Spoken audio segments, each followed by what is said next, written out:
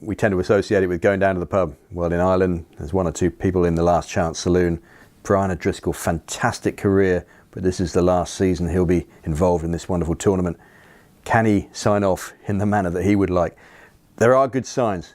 Anybody who saw that game against New Zealand the end of last year, Ireland had that game won, dashed in the last few moments, cruelly really, but there's plenty to build on.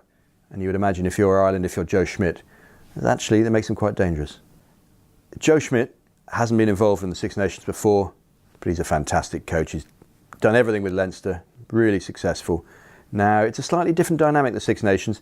Cleverly, I think, he's gone for 3 home wins. That's all the target he's set Ireland, 3 home wins. They've got to go away, though, to France and to England. Now, those clearly are going to be the games that decide whether they finish at the top of the pile or mid-table.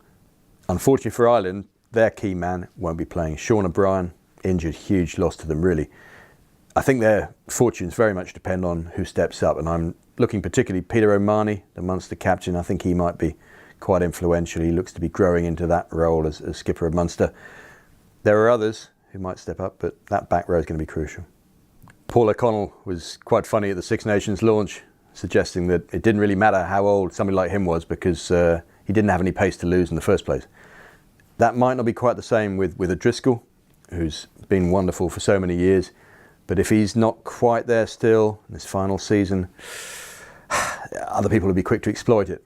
The big question is always with Ireland, injuries. If you lose a couple of key people, thinking particularly in the front row, it's very hard for the guys behind them, for the back row, for the halfbacks to make the sort of impact they'd like. I like the halfbacks though, Conor Murray and Johnny Sexton with the Lions finishing halfbacks, and I think whatever happens, they'll have quite a big say. Speak to 1 or 2 people, and they'll tell you they reckon Ireland are favourites for this tournament. The big issue though is, can they do it in France? Can they do it at Twickenham? I think actually they might have a chance in France. Brian O'Driscoll had a great game there as a young player. I'm sure he'd like to sign off with something similar. I think they'll be top 2, no question.